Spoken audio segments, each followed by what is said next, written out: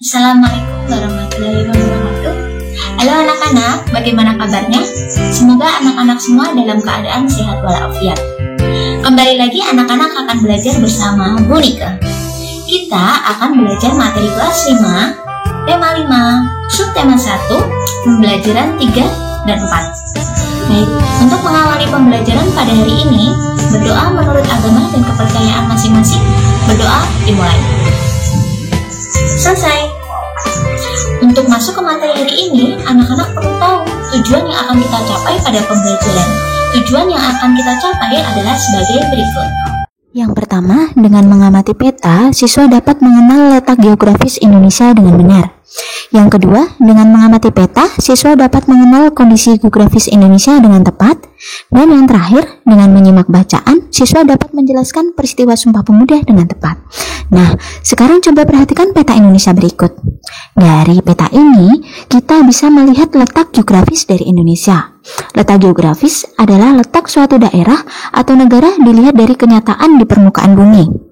Jika dilihat dari letak geografisnya, Indonesia terdiri dari dua benua. Coba perhatikan. Yang pertama, benua Asia, dan yang kedua, benua Australia. Lalu, ada Samudra Hindia dan juga Samudra Pasifik juga yang ada di antara Indonesia. Untuk negara yang berbatasan langsung dengan Indonesia, ada India, negara Thailand, negara Malaysia, Singapura, Vietnam, Filipina, Palau, Papua Nugini, Timur Leste, dan yang terakhir adalah Australia. Indonesia adalah negara kepulauan terbesar dan terbanyak di dunia, anak-anak. Kita memiliki 17.000 pulau besar dan kecil, dan di antaranya sekitar 6.000 pulau tidak berpenghuni. Pulau di Indonesia terbentang dari Pulau Sabang sampai Merauke. Nah, luas daratannya sendiri ada di angka 1 juta kilometer persegi lebih, sedangkan luas lautannya di angka 3 juta kilometer persegi lebih. Nah, tugas pertama kalian, sebutkan semua benua, samudra, dan negara-negara yang mengelilingi wilayah Indonesia. Setelah kalian tahu letak geografis Indonesia, sekarang kalian akan Bu Nika ajak mengenal kondisi geografis Indonesia. Bentuk negara kita yang terdiri atas pulau-pulau membuat negara kita disebut negara kepulauan. Nah, negara kepulauan merupakan satu ciri dari negara maritim. Apa ya yang dimaksud dengan negara maritim? Oke, negara maritim adalah negara yang memiliki luas laut lebih besar dibanding dengan luas daratan yang terdiri dari pulau-pulau. Negara Indonesia juga merupakan negara agraris, yaitu negara yang sebagian besar penduduknya bekerja sebagai petani. Jika kalian perhatikan pada peta, negara kita memiliki banyak gunung berapi aktif, di mana abu vulkanik gunung dapat menyuburkan tanaman.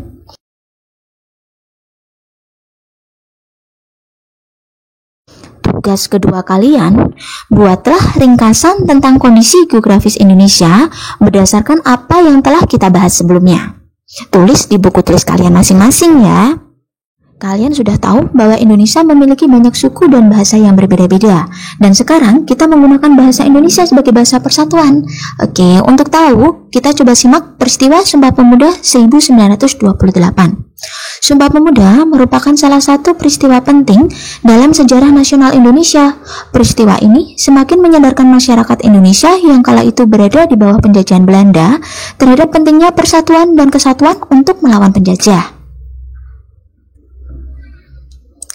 Kesadaran akan pentingnya persatuan dan kesatuan bangsa mendorong para pemuda dari berbagai suku, bangsa yang ada di Indonesia untuk mengambil tindakan patriotisme.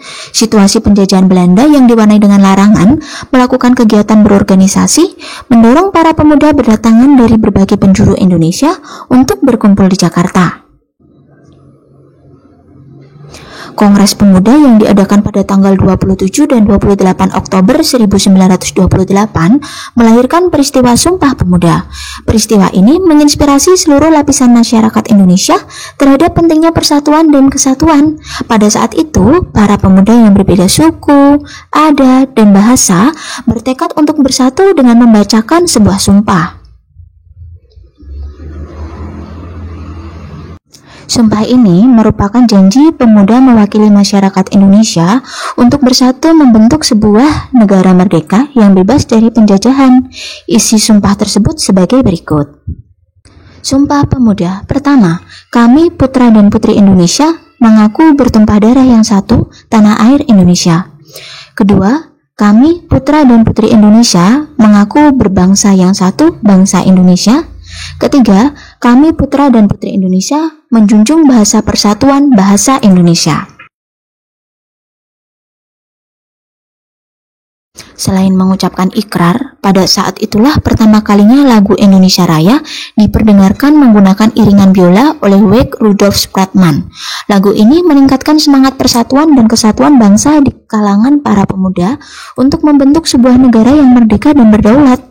Lagu Indonesia Raya ini yang menjadi lagu kebangsaan negara kita setelah merdeka. Tugas ketiga kalian, buatlah ringkasan tentang peristiwa Sumpah Pemuda dari cerita tersebut. Tulis di buku tulis kalian masing-masing ya. Sudah sampai ke akhir materi. Anak-anak tadi sudah belajar apa saja? Tepat sekali, hari ini anak-anak sudah belajar yang pertama tentang kondisi geografis negara Indonesia. Yang kedua, letak geografis negara Indonesia. Dan yang terakhir, anak-anak juga sudah belajar tentang Sumpah Pemuda tahun 1928. Nah, nilai karakter yang bisa kita ambil dari pelajaran hari ini yaitu jagalah nilai persatuan dan juga kesatuan, sama seperti nenek moyang kita dalam melakukan perjuangan menempuh kemerdekaan Republik Indonesia. Selain itu, anak-anak juga harus ingat selalu pakai masker, jangan lupa cuci tangan, sering-sering makan dengan makanan bergizi, dan jangan berkerumun. Cukup sekian pembelajaran dari Bu Nike. Apabila ada yang salah kata, mohon dimaafkan, dan semoga apa yang Ibu sampaikan bisa bermanfaat untuk kalian semua. Wassalamualaikum warahmatullahi wabarakatuh.